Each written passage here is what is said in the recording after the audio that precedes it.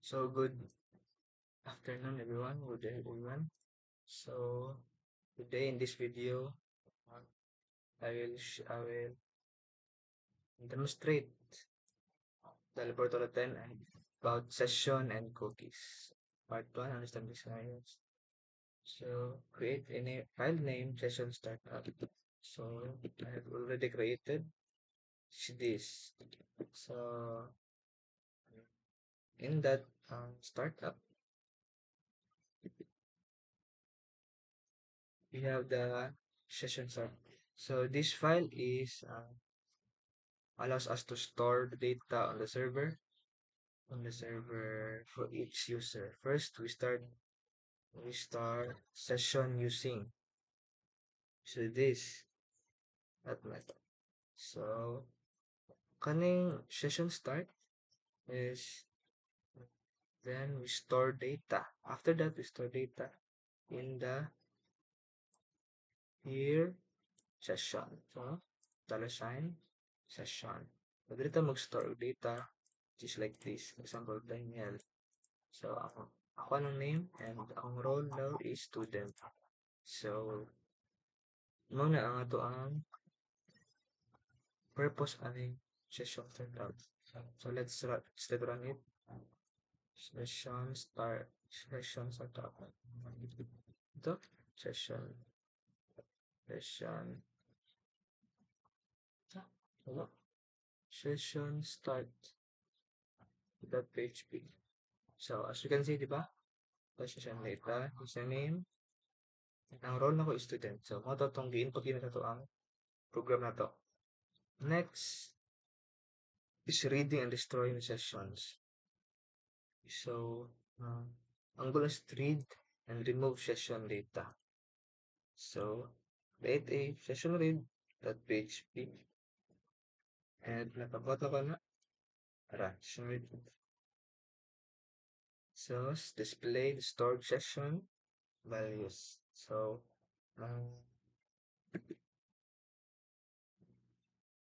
when reading a session, is muna siya to access the session data. We use session, uh, we use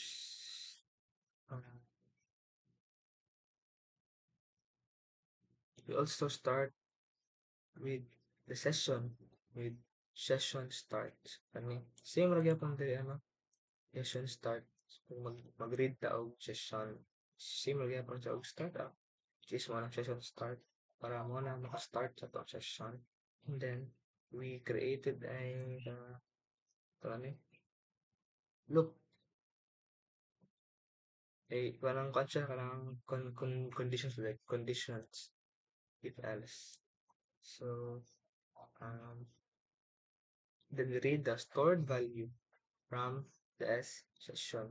So kung saan na-stored diri nga kung saan na-stored nga value diri ako i-read pud niya pud diri so let's run this then. Session read. Read. So as we can see, mo siya ang expected output no. Read session. Yan ang di-read. So let's go to part 3. I mean, driven pa sa destroying ta destroy tag session. So to log out or clear session data, we use a session unsent. Sara. Use a session unsent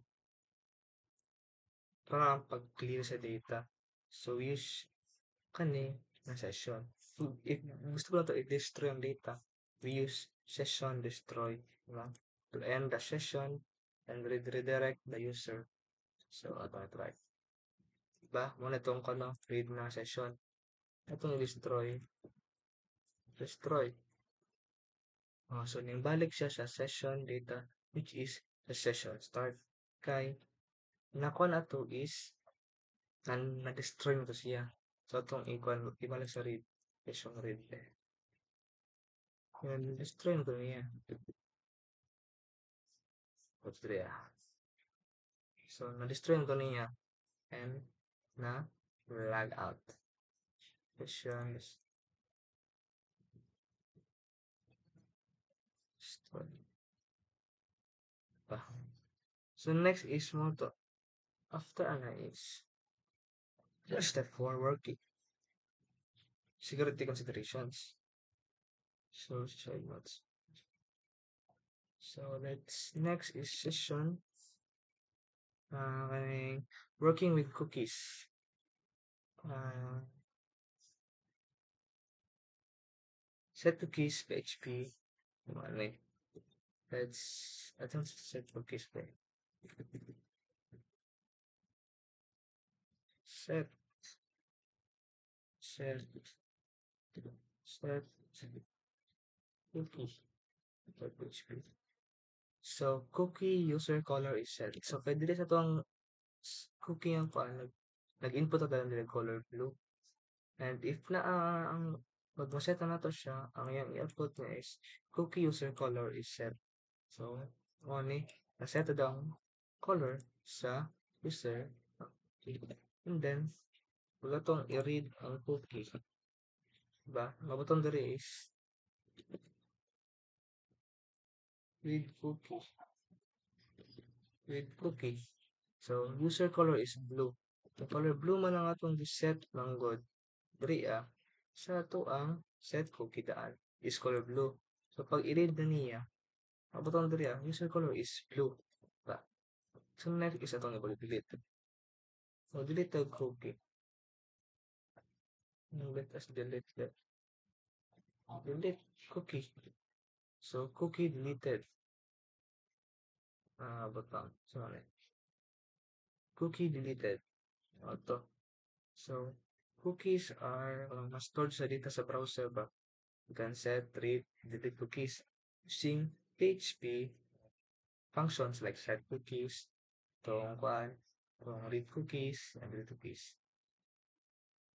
So, next, is sa basic login system. Which is kami dire with basic user login with session. So, patag ko simple login. So, nakapunta tayo, no? Is, ito, basic lang ulit yung to.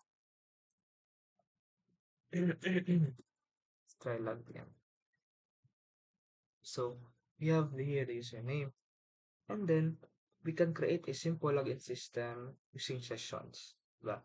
Users submit their username and password. So, kani, submit sila na. And then, download.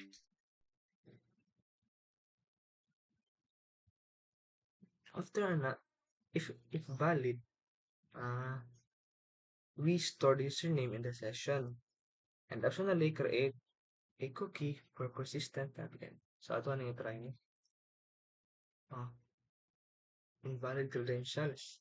The password just used were found on data breach. Close your joiners. Try again. So, na tayo hard code na daan, na program na daan, wala siya na cache map. Para siya sa admin, about sa admin na login. So, let's try sa admin, no? Admin. 1, 2, 3, 4. From there, para, siya, napag-save siya sa browser ba? Welcome admin. This is your dashboard. So, dili po na, dili na ni pag-upload. Diba? Siya Z. Diba? Diba? Nasa yung labas kaniya. Ito ang login. Diba? With session. So, declare this your name. Diba? So, next,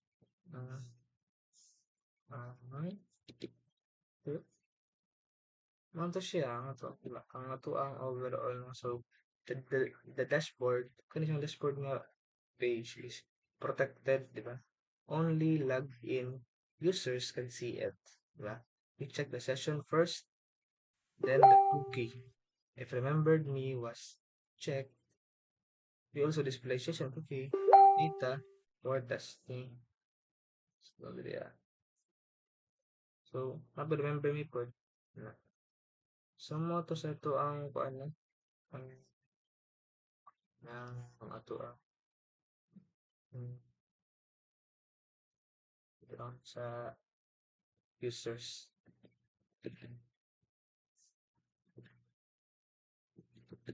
No to nga to ang protoliten, no? So, ano to? Palagi na ta. Mga tanong. So, simple nga login. Then, admin. 1, 2, 3, 4. 1, 2, 3, 4. Remember me.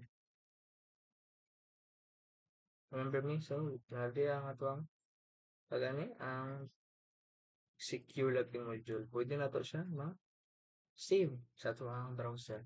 So, ako lang ito. And muna itong dashboard lagi. So, that's all.